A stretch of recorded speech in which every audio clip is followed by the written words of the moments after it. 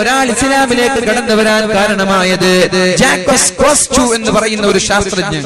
അദ്ദേഹം കടലിന്റെ കാര്യങ്ങൾ പഠിച്ച ഒരാളാണ്, ഫ്രഞ്ചുകാരനാണ്, ഓഷ്യനോഗ്രാഫർ അഥവാ കടലിന്റെ കാര്യങ്ങൾ പഠിച്ച വലിയൊരു സയന്റിസ്റ്റ് ആണ് മഹാനായ ജാക്കസ് കോസ്റ്റു എന്ന് പറയുന്ന ഒരു സഹോദരൻ. അദ്ദേഹം ഇസ്ലാമിലേക്ക് വരാൻ കാരണമായത് പരിശുദ്ധമായ ഖുർആനിന്റെ അർ-റഹ്മാൻ സൂറത്തിലെ ഒരു ആയത്താണ്. مرج البحرين يلتقيان بينهما برزخ لا يبغيان. രണ്ട് കടലുകൾ പരസ്പരം കൂട്ടിമുട്ടുന്നുണ്ടല്ലോ, ബൈനഹുമാ ബർസഖുൻ ലാ യബ്ഗിയാൻ. പക്ഷേ രണ്ടും കൂടിച്ചേരുന്നില്ലല്ലോ. നബി തങ്ങൾ കടൽ കണ്ടിട്ടില്ല, നബി തങ്ങൾ കടലിലൂടെ യാത്ര ചെയ്തിട്ടില്ല. ആ നബി തങ്ങളാ പറയുന്നത് എന്ത്?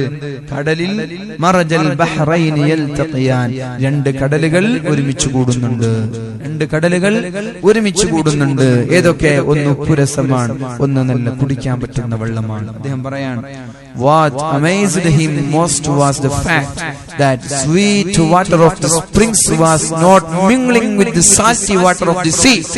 ഒരു ഭാഗത്ത് നല്ല മധുരമുള്ള വെള്ളം, നല്ല രുചിയുള്ള വെള്ളം, ആ വെള്ളം അതിലേക്ക് തന്നെ കൂടിച്ചേർന്നിരിക്കുന്ന ഉപ്പുവെള്ളവുമായിട്ട് പരസ്പരം കൂടിച്ചേർന്ന് നിൽക്കുകയാണ്. എന്നാലും ഈ ഭാഗത്തുള്ള വെള്ളത്തിന് മധുരം, ഈ ഭാഗത്തുള്ള വെള്ളത്തിന് ഉപ്പുരസം. മനസ്സിലായില്ല? ഒരു നമ്മൾ ബൗണ്ടറി കിട്ടിയതുപോലെ എന്തെങ്കിലും കല്ലുകളോ അല്ലെങ്കിൽ പലകകളോ വെച്ച് നമ്മൾ അതിനൊരു ബൗണ്ടറി, ഒരു മറയിട്ടതുപോലെ അപ്പുറത്തുള്ള വെള്ളം ഉപ്പുരസം, ഇപ്പുറത്തുള്ള വെള്ളം നല്ല വെള്ളം എന്ന് പറയാം. പക്ഷെ അങ്ങനെ ഒരു മറയില്ല.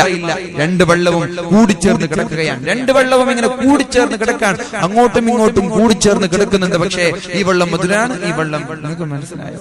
ഒരു ഗ്ലാസ്സിൽ നമ്മൾ വെള്ളം ഒഴിച്ചാല് ഉപ്പുവെള്ളം വേറെ, അതുപോലെ നല്ല വെള്ളം വേറെ നിൽക്കുവോ? നിൽക്കൂല, അങ്ങനെ നിൽക്കൂല. ഇത് കടലിൽ നടക്കുന്ന വലിയ അത്ഭുതമാണ്. അദ്ദേഹത്തെ ഇസ്ലാമിലേക്ക് കൊണ്ടുവരാൻ കാരണമായ സംഭവം ഇതാണ്. അദ്ദേഹം പറയാൻ, the sweet water of the springs was not mingling with the salt water of the sea.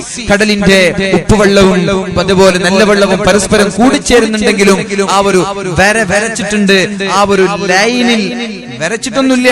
Hidden barrier, നമ്മൾക്ക് കാണാൻ പറ്റാത്ത വലിയൊരു ഒരു ബാരിയർ, ഒരു തടസ്സം അവിടെയുണ്ട്. അത് അള്ളാഹുവിന്റെ കഴിവാണ്. അവിടെ നമ്മൾ തപ്പി നോക്കിയാൽ കല്ലുകളോ ഒന്നും കിട്ടൂല, വെള്ളം തന്നെയാണ്. എന്നാലും നല്ല ഒരു രേഖ വരച്ചതുപോലെ ഈ ഭാഗത്തുള്ള വെള്ളം ഇങ്ങോട്ടും വരുന്നില്ല, ഈ ഭാഗത്തുള്ള വെള്ളം അങ്ങോട്ടും പോകുന്നില്ല. ഇത് ഇങ്ങനെ ഒരാൾ പറഞ്ഞു എന്ന് അദ്ദേഹം ചോദിക്കാൻ. അദ്ദേഹം കടല് കണ്ടിട്ടില്ലല്ലോ, കടല് കാണാത്ത ഒരാൾക്ക് ഇതെങ്ങനെ പറയാൻ സാധിക്കും?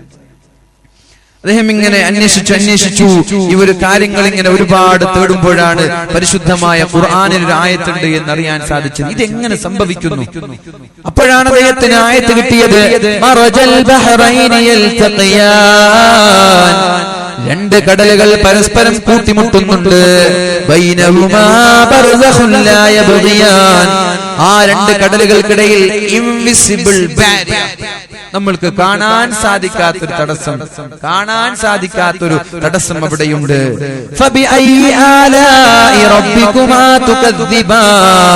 അല്ലാഹുവിന്റെ ദൃഷ്ടാന്തങ്ങളെ നിങ്ങൾ കളവാക്കുകയാണോ?